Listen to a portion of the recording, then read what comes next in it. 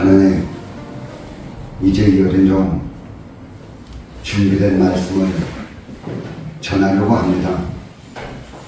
이 증거가 참이 되게 하시고, 이 증거가 생명이 되게 하시고, 하나님의 온전으로 나갈 수 있는 복된 말씀 삼아 주옵소서. 예수님의 이름으로 기도 올려옵나이다. 아멘. 우리가 공독한 오늘의 부분 말씀은 성경 66권 속에 가장 긴 절을 가지고 있어요. 176절까지 있습니다. 근데 오늘 이 내용 속에 보면은 하나님을 직접 찬양하는 것이 아니고, 그런 면보다는 하나님의 말씀인 율법을 찬양합니다.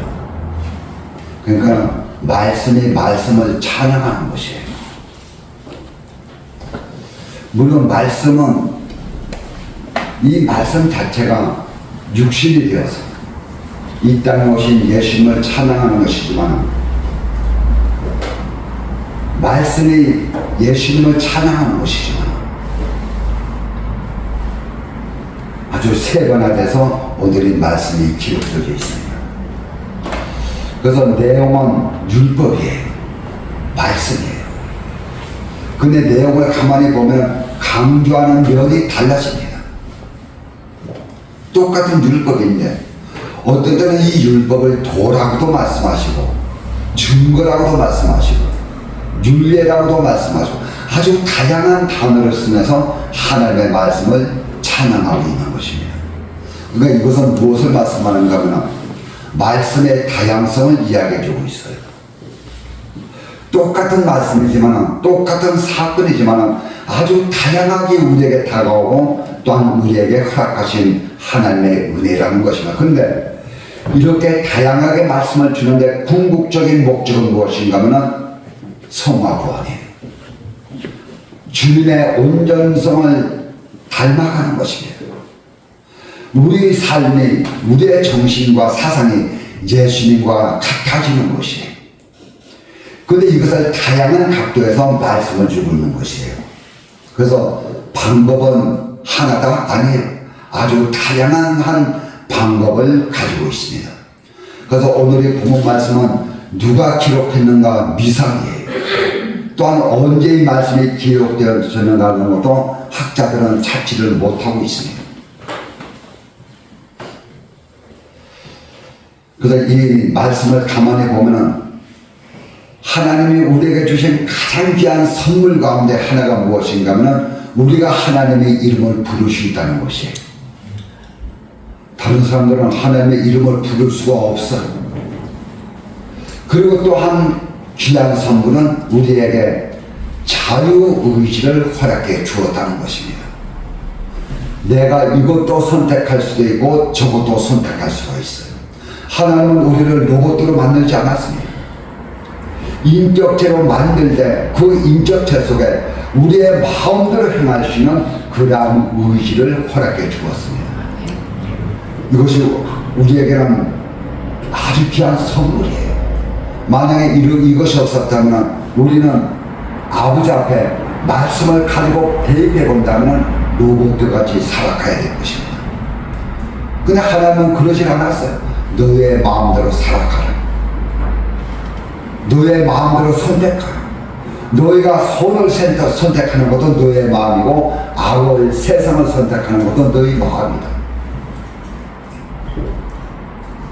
그런데 이 선택을 할 때 선택에는 기준이 있습니다. 기준이 없으면 선택을 못해요. 기준이 없으면 어느 것이 좋은지 어느 것이 나쁜 건지 선택을 못하게 되어 있습니다. 근데 너희는 어디에 기준을 두고 너희에게 있는 자유의지를 쓸 것이냐. 자, 자유의지가 참 좋아요.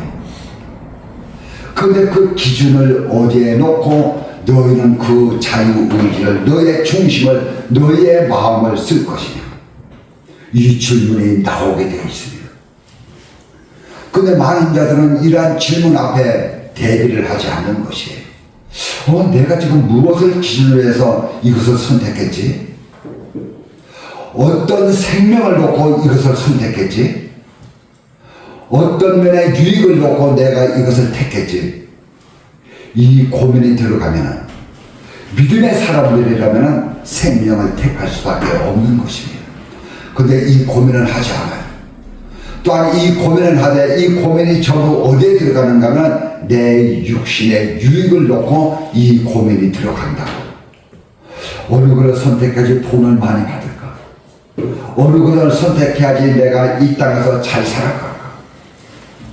어느 것을 선택해야지 내가 아름다운 여인을 만나고 멋있는 남자를 만날까? 모든 기준점이 사람 내 중심이 될 수가 있다는 것입니다. 그런데 예수 믿는 예수쟁이들의 기준점은 하나님의 말씀이 되어야 됩니다. 그래서 오늘 이야기하는 이 말씀 속에 다른 면으로 윤리를 말씀하시고 율법을 말씀하시고 주례를 말씀하시고 하나님의 선을 말씀하고 계시는 것입니다. 그래서 우리가 수요일에 잠깐 말씀했지만 여러분 이 땅에 있는 자연체는 아무리 아름다워도 자꾸 보면은 그 아름다움이 식어져 갑니다. 설악산을 찾아가는 사람들은 전부 외부에 있는 사람들이 설악산을 찾아가요. 설악산에 있는 사람들은 설악산을 찾지 않아요. 그 산의 아름다움을 모르는 것이에요. 또한 날마다 그 산을 보니까 그 산이 얼마나 소중한지 모르는 것이에요. 그런데 인격체는 그렇지 않습니다. 인격체는요, 봐도 질리지 않아요. 내 자녀를 내가 낳았지만 이 자녀의 얼굴을 보면요, 봐도 질리지 않아요. 자꾸 보고 싶습니다. 사람의 관계성도 인격적으로 맺어진 관계는 그러한 면을 가지고 있어요. 질리지 않았습니다. 어제 만나고 오늘 봐도 새로워지는 것이에요. 새로워. 같은 성질, 같은 인격체, 같은 성분을 가진 인격체는 그렇게 되어 있으나 봐도 질리지 않아요. 그래서 날마다 보고 듣고 깨닫는 말씀이지만 날마다 이 말씀은 새로운 것입니다. 어제 그 말씀을 들었는데 오늘 그 말씀을 봐도 보면 볼수록 더욱더 새로워지는 것이 하나님의 말씀이에요. 그렇잖아요. 이거 어제 내가 들었던 말씀인데 근데 그 말씀을 토대로 놓고 되새김 마음에서 들어가면 이 말씀이 왜 그렇게 새로워지는지, 왜 그 말씀에 그렇게 담지요. 그래요. 지금 말씀은 동일한 말씀인데 들어가면 들어갈수록 이 말씀이 깊어지는 것입니다. 그래서 사람은 사귀면 사귈수록 깊은 맛이 나야 돼요. 음식을 해도 한번 불로 끓여서 먹으면 물냄새가 나서 못 먹어요. 우려내고 우려내면 그 속에서 진한 맛이 나게 되어 있습니다. 날마다 새로운 것이에요. 그래서 이 새로워지는 것 속에 먼저 선제되어져야 될 것은 무엇이라고요? 하나님의 주권을 시인하는 것입니다. 시인하세요. 하나님이 하십니다. 하나님이 다 하십니다. 내가 이런 것을 선택해서 내가 이렇게 사건 속에 있는 것도 하나님이 하셨다. 그 이면에는 무엇이 있는가요?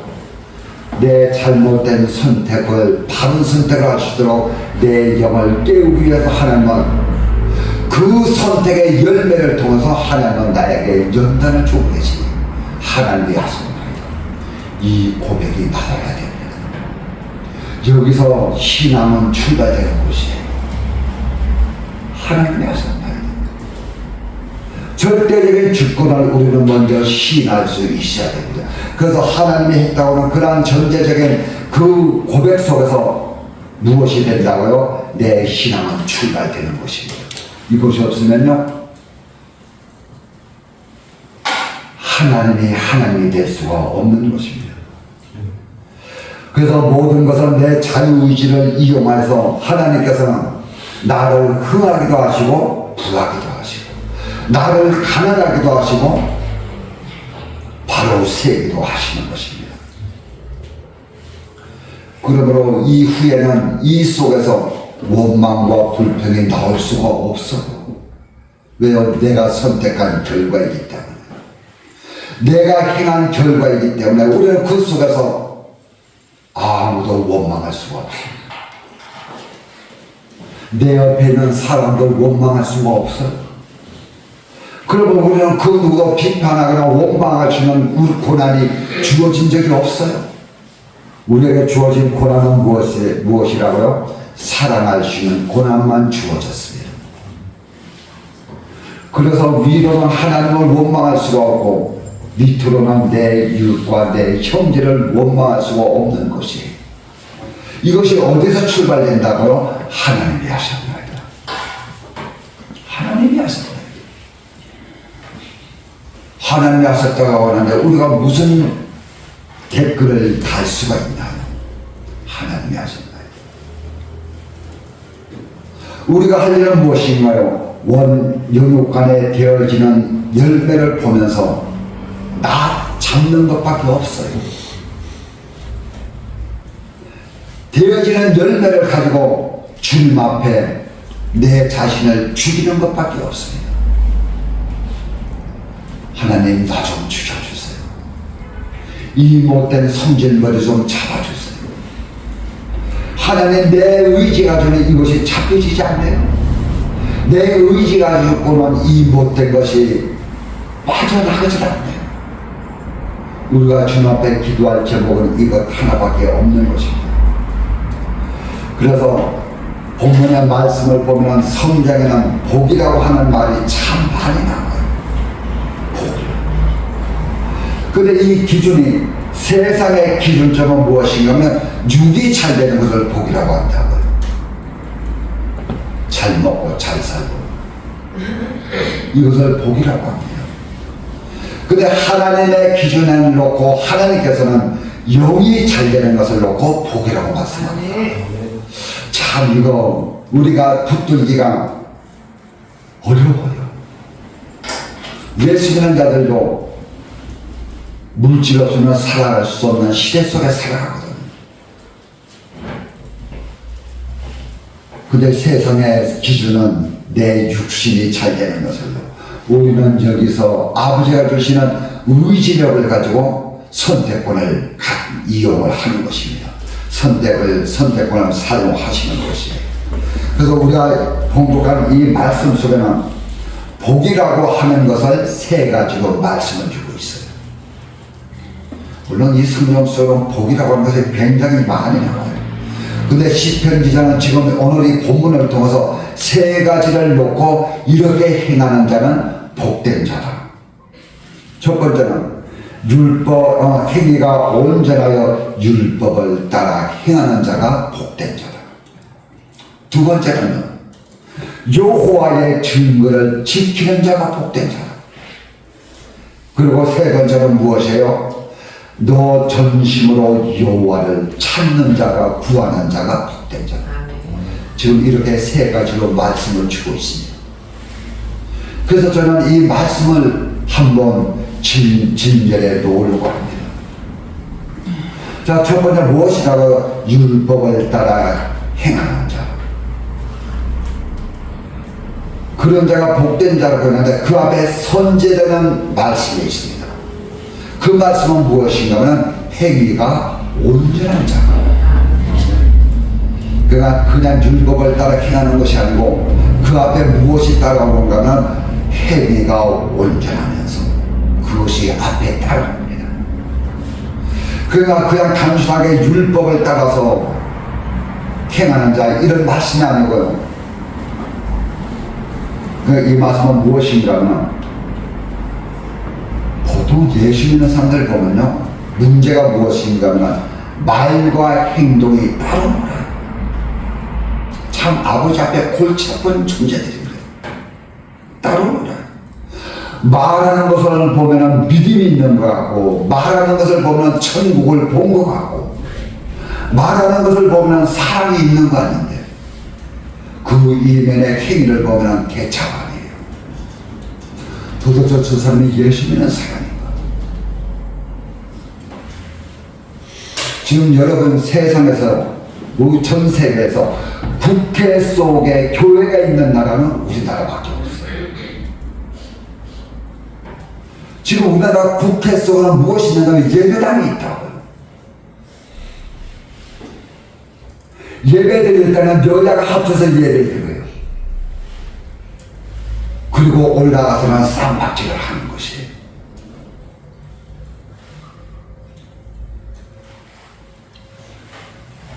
교회 총회도 보면 총회 드릴 때마다 또한 노예를 할 때마다 먼저 무엇을 하는가 하면 성찬 예식을 행합니다. 떡을 떼고 잔을 마시면서 그거 끝나면 이제 회의에 들어가면 쌍박질을 하는 것이에요. 그런데 주님께서는 말씀하기를 너희는 율법을 행하되 온전한 행위를 가지고 율법을 따르라고 말씀을 주고 있는 것입니다. 그가 이것은 무엇인가요? 언행이 일치되는 삶인 것입니다. 이것은 신학적인 용어로는 말씀이 삶과 자체화되었다, 그렇게 말씀을 하고 있어요. 자체화되는 삶입니다. 중심은 세상 것으로 가득한데, 내 중심은 세상의 욕심으로 가득한데, 말하는 것은 믿음의 사람의 모습 같다. 그래서 이 모양이 어떤 모양인지 아세요? 내가 불신자를 놓고, 내가 말씀을 모르는 자를 놓고 진리의 말씀을 전합니다.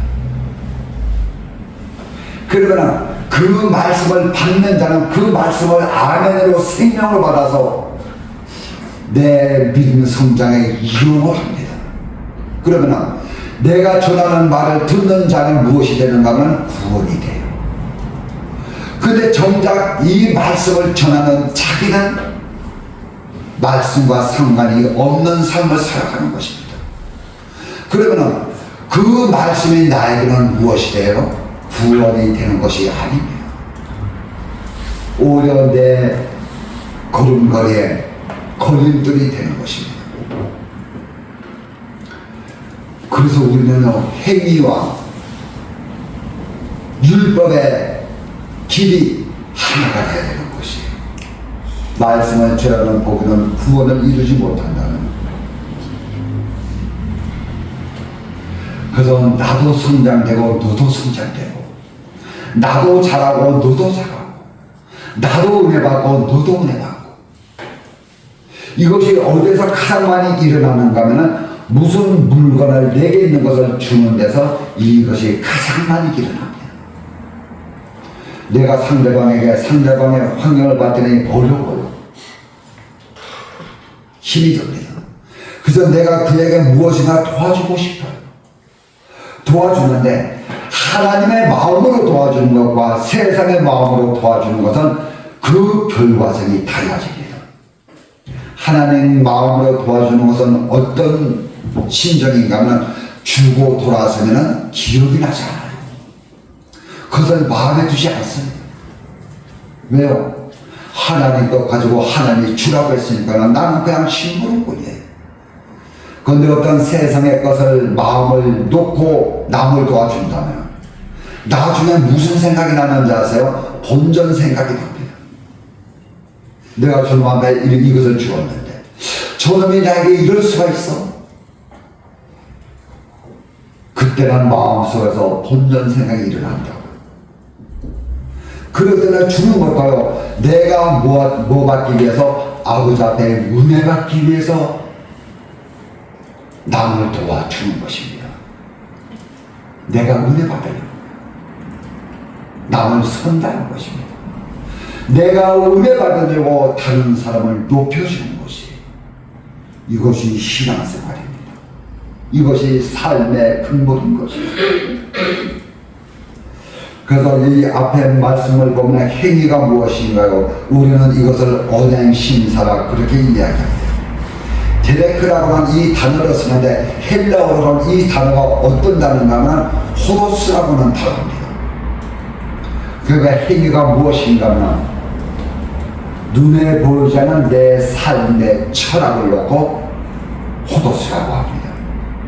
그러니까 이 헤데스, 저 행이라고 하는 것은요, 우리가 살아가면서 뭐 선대하고 남을 바로 세워주고 무엇을 주고 하는 그런 행위를 말씀하는 것이 아니고, 눈에 보이지 않는 내 삶의 모양, 내 삶의 철학, 이것을 놓고 오늘 말씀에 데레스크라고 하는 단어를 쓰고 있다.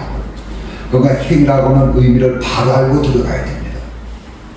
이것을 우리가 우리의 한문의 한글의 뜻만 가지고 나간다면 전부 눈에 보이는 행위로 이 말씀을 풀어가고 있어요.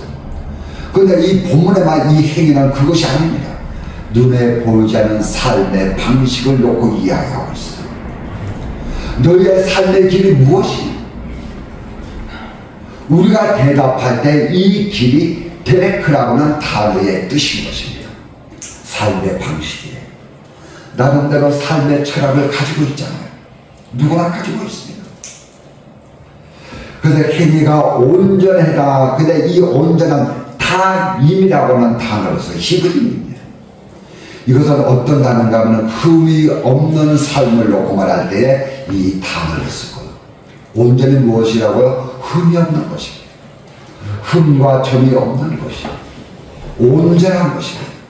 그런데 문제는 우리의 삶을 보면 온전할 수가 없고 흠과 점이 없을 수가 없잖아요. 하나님은 말씀했습니다. 선한 자는 없나니 하나도 없다고 했어요. 하나도 없다. 소돔과 고모라 성은 왜 절단났습니까? 의인 한 명이 없어서 절단났어요. 소돔과 고모라 성의 의인 한 명은 누군가요? 예수 그리스도입니다. 예수 생명이 없어서 그 성이 절단났어요. 여러분, 예수 믿는 자들의 심령 속에 누가 없기 때문에, 예수님이 안 계시기 때문에 그의 신앙이 절단나는 것이에요. 여러분, 소돔과 고모라 성을 어떤 지옥으로 놓고 말하지 마세요. 우리의 심령, 내 몸뚱아리가 소돔과 고모라 성이라고요. 이 속에 예수가 없기 때문에 수많은 자들은 입으로 예수를 말하는데 속에 보면은 예수가 없어요. 예수가 없어요. 직접적으로 너의 마음속에 예수 있느냐 모르면 뭐라고 대답할까요? 내 삶을 보면서 머뭇거릴 수밖에 없어요. 그래서 데레크라고 하는 단어가 이렇게 깊은 뜻을 가지고 있어요. 단순하게 눈에 보이는 행위를 놓고 말하는 것이 아니라고요. 행위가 저는 주님 앞에 온전할 수가 없어요. 무슨 방법으로 온전해질 수 있나요? 무엇을 해야지 주님 앞에 온전하다고 인정받을 수 있을까요? 하나님이 우리를 놓고 거룩하다고 하는데, 선하다고 하는데, 우리의 행위를 보고 선하다고 할까요? 아니면 우리의 중심을 보고 선하다고 할까요? 우리는 주님 앞에 선하다고 인정받는 것뿐이죠. 죄인인데 선한 자라고 인정받는 것뿐이지 우리는 죄인인 것입니다. 그래서 오늘의 행위가 온전하다고 하는 것은 너의 심령 속에 품은 뜻이 온전하다고 하는 그것이 들어가져 있는 것입니다. 우리는 주님 앞에 온전할 수가 없어요. 그런데 구원을 목적으로 놓고 나가는 삶은 하나님 앞에 온전하다고 인정받는 것입니다. 그래서 선이 무엇이라고요? 하나님을 닮아가기 위해서, 하나님의 온전으로 나가기 위해서 이것을 목적으로 놓고 나가는 수단과 방법은 하나님 앞에 선한 것이 되는 것이에요. 그래서 하나님께로부터 나오는 모든 것은 무엇이라고요? 선입니다. 왜 선인가요? 죄인된 우리의 구원을 목적으로 놓고 나오는 것이기 때문에 모든 것은 선이 되는 거예요. 그래서 예수님께서는 독사의 자식들아, 내 아비는 사단이다. 이것도 선입니다. 왜 그런가요? 너 잘되라고 이 말씀을 하시기 때문에, 내 영 잘되라고 이 말씀을 주기 때문에 이것도 선이 되는 것이라고요. 우리가 주님을 닮아가기 위한 것을 목표로 놓고 책망이 나간다면 이것도 선이 되는 것이다. 그러니까 선과 악의 기준을 바로 세워야 돼요. 그래서 오직 우리는요, 이 행위의 기준점을 봐야 되는 것입니다. 성경은 세상의 법, 세상의 법은 윤리와 도덕입니다. 이것 가지고 기준을 삼아요. 그런데 성경은 이것 가지고 행위가 온전한 자라고 절대 말씀하지 않습니다. 오직 하나님의 법 앞에 온전한 자를 선하다고 말씀을 주고 있는 것입니다. 세상의 윤리와 도덕을 가지고 와서 여러분 하나님 앞에 자랑하면 안 되는 것이에요. 얼마나 웃기는 정신없는 행동인지 아세요? 세상의 윤리와 잣대 가지고 주님 앞에서 칭찬받으려고 하지 마세요. 사람 앞에는 존경받을지 모르지만 하나님 앞에는 그러지 않습니다. 하나님 앞에 칭찬받는 것은 무엇인가요? 하나님과 같이 온전해지려고 하는 것을 목적으로 놓고 나가는 삶. 이것이 믿음의 사람들이에요. 이것이 생명을 가진 사람들이요. 이것이 주나라의 인들이 되어야 되는 것입니다. 이것이 돼야 돼요. 이것 때문에 가슴 치고, 이것 때문에 무릎 꿇고. 그래서 그러면 이것은 무엇이라고요? 하나님의 말씀과 자체화되는 삶. 내가 이렇게 행동하고 살아야 하겠다고 절제하고 여러분 참는 것은 믿음이 아니에요. 그것은 무엇이라고요? 율법주의가 됩니다. 여기서 자유함을 받아야 돼요. 내가 예수 믿기 때문에 나는 이렇게 살아야 돼. 나는 예수 믿기 때문에 사랑하며 살아야 돼. 나는 예수 믿기 때문에 남을 도와주며 살아야 돼. 이것은 무엇이라고요? 오히려 아버지 앞에 나가는데 걸림돌이 되는 것입니다. 이거 아버지 앞에 풀어놓으세요. 확 풀어놓으세요. 목사기 때문에, 장로기 때문에, 집사기 때문에 나는 이렇게 살아야 돼. 이거 아니에요. 여러분, 이렇게 되면 이것이 얼마나 고달픈 신앙생활인지 아세요? 얼마나 힘든 신앙생활인데. 그렇게 하다 보면 무엇을 행하려면 이것이 죄인지 선인지 그거 구별해야 되거든. 남마다 그거 구별하다가 시간 다 지납니다. 그것이 아니에요. 하나님의 은혜를 받으면, 하나님의 말씀을 받으면 삶은 자동적으로 따라가게 되어 있습니다. 그렇다니까요.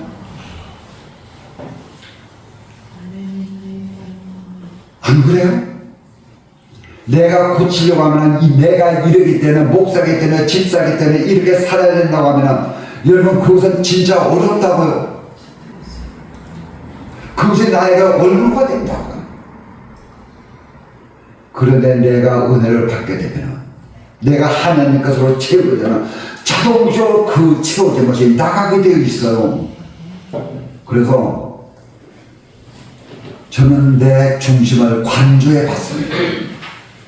내 심령 속에 내 정신과 마음으로 살펴봤더니 그 심령 속에 하나님의 보좌가 없는 곳이에요. 하나님께서 앉으실 자리가 없어요. 전부 죄악죄습니다. 그런데 이것은 잘라내도 잘하고 뽑을 수도 없고 함께 살아갈 수밖에 없어요. 근데 이것을 내 삶에서 제하는 방법은 내 심령 속에 은혜로 채워넣는 것입니다. 하나님의 은혜를 자꾸 받아서 채우는 것입니다. 하나님의 관계성은 날마다 연결시켜 나가는 것입니다. 그래서 성령 충만이 뭔지 아세요?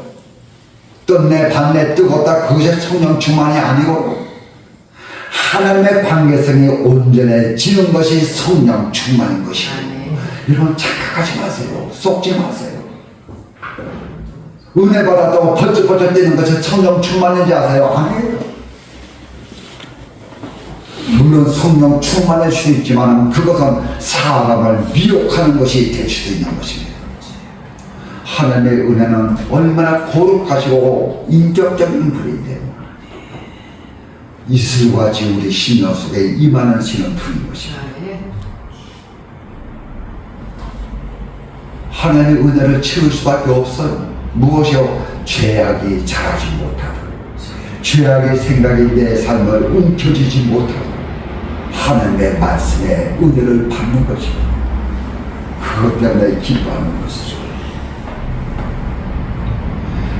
내 속의 것이 하나님 것으로 채워지고 하나님 것으로 바꿔지고 고쳐지면 자동으로 내 삶은 하나님의 온전한 삶이 나올 수밖에 없는 것입니다. 이것을 성령 충만이라고 하는 것입니다.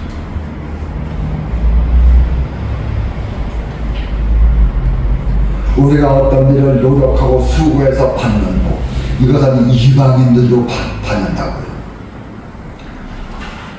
믿지 않는 자들도 열심히 땀을 흘리면 이 땅에 물질의 복을 받아요. 예수쟁이들도 열심히 땀을 흘리면 그들과 동일한 복을 받습니다. 이것이 일반적인 하나님께 주신 복인 것이에요. 불신자들도 그렇다니까요. 예수쟁이들만 이런 복을 주는 것이 아니라고요. 세상 사람들은 땀 흘리면 진짜 많은 돈을 벌기도 하고 모으기도 합니다. 그런데 하나님 앞에 복은 어떤 복이라고요? 인격과 성품에 관한 복이에요. 사람 만들어지는 것이 아버지는 복이라고 말씀한다고요. 하나님의 사람으로 바꿔지는 것을 보고 하나님은 복이라고 한다고. 그리고 우리는 복의 개념을 바로 잡고 나가야 됩니다. 하나님과의 관계성이 아름다워지는 것을 하나님께서는 복받은 자라고 한다고. 그렇기 때문에 모든 사건과 모든 문제를 하나님과 연결시켜 놓으세요. 연결시켜가지고 하나님의 그 사건을 관리해 나가도록 하나님 앞에 맡겨드리세요. 그래서 우리의 행위는 단지 그 사건 속에서 최선을 다하는 것, 이것이 우리가 할 일이에요. 열매는요, 아버지 앞에 맡기는 것입니다. 그렇다고 대대로 데려가는 식으로 벌렁 나자빠져서 자전거 타라는 것이 아니고요. 우리가 할 일은 맡겨진 삶 속에서 땀 흘리고 최선을 다하는 것입니다. 그래서 하나님의 속성으로 추우면 하나님 것으로 만들어집니다. 이 일을 통해서 따라오는 환경은 우리에게 좋을 수도 있고 나쁠 수도 있어요. 그러므로 생활 속에 따라오는 환경을 앞세우지 마세요.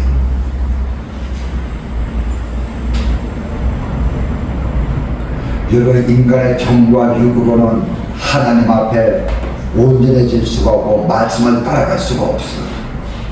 모양새는 비슷하지만 행위는 비슷한 것 같아요. 자체화되지 않는 삶은 신앙생활이 하나님 앞에 고역이 되는 것입니다. 저와 여러분은 그렇게 고백해요. 내가 하나님 앞에 산다. 앞에서 산다. 그렇다면 내 삶의 행위, 삶의 방식이 하나님의 것으로 바꿔져야 되는 것입니다.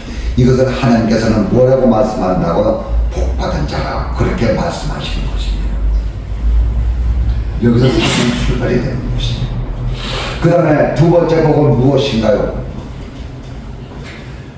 여호와의 증거를 지키고.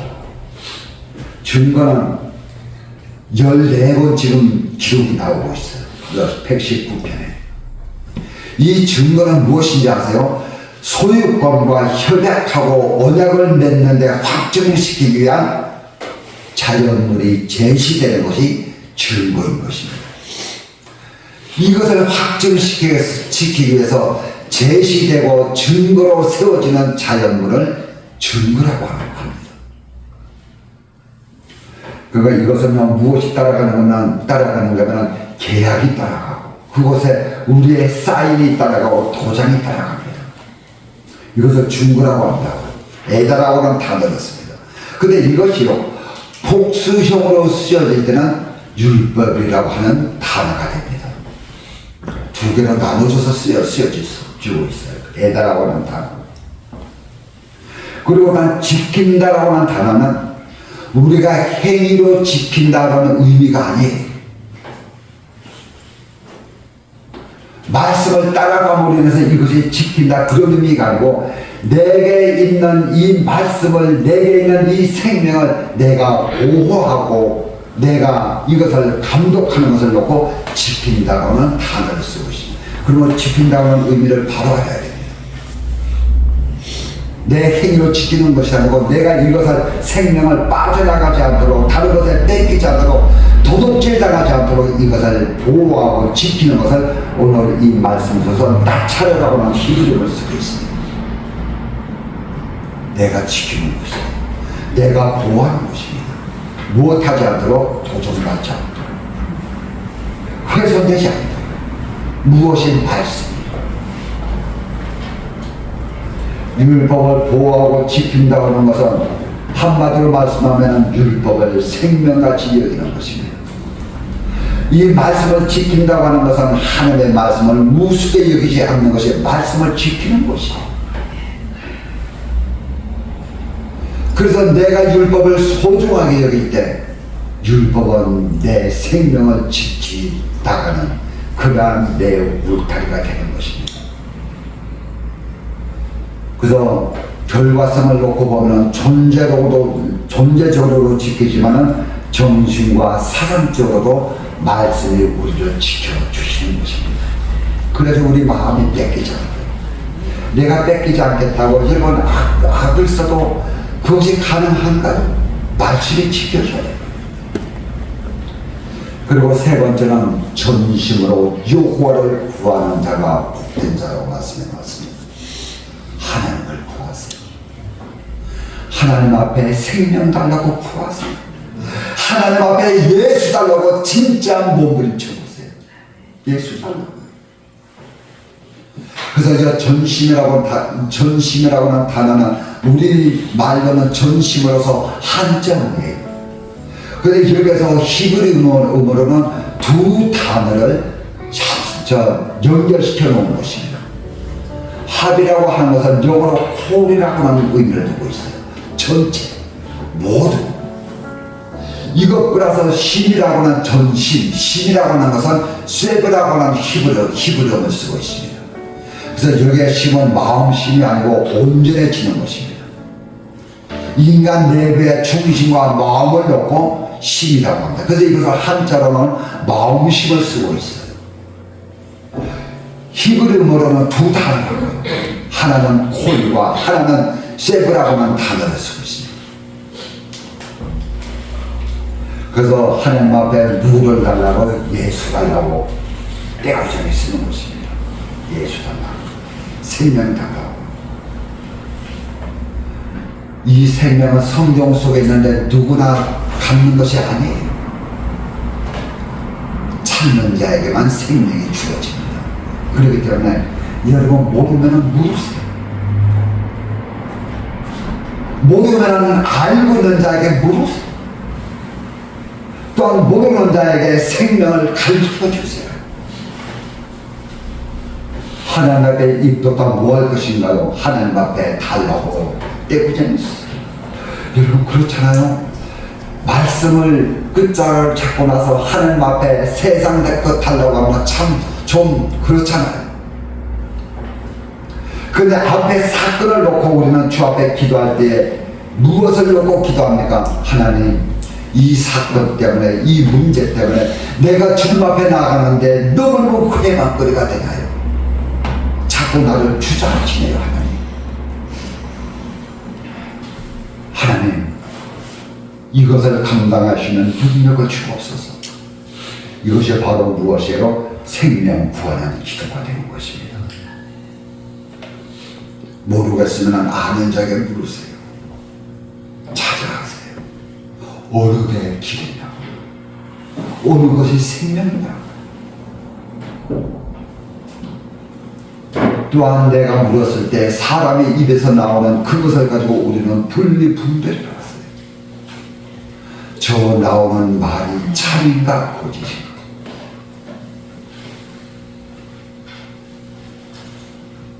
그래서 오늘 이 시간 하나님의 말씀을 마무리하면서 누가 복된 자라고요? 내 심령 속에 올바른 행위에 생활 방식, 생활 철학 그것을 바로 세우고 하나님의 법을 따라가는 자. 또한 누가 복된 자라고요?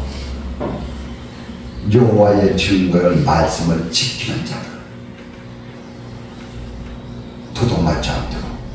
그런가 하면 하나님 앞에 생명을 구하는 자들. 이런 사람들이 복된 자들이에요. 하나님이 복되다고 인정하시고 하나님께서 그러한 복을 허락해 주시냐라고 오늘 하나님은 시편 기자를 통해서 우리에게 증거해 주고 계시는 것입니다. 저와 여러분은 정말 하나님 앞에서 복된 자라고 칭찬받고 인정받는 그러한 저와 여러분 되시기를 주의 이름으로 축복을 드리겠습니다. 하나님, 우두한 입술 열어서 이렇게 말씀을 개헌했습니다. 하나님, 이 말씀이 선이 되게 하시고 참이 되게 하시고 생명이 될 수 있도록 하나님 기름 부어 주옵소서. 예수님의 이름으로 기도 올리옵나이다.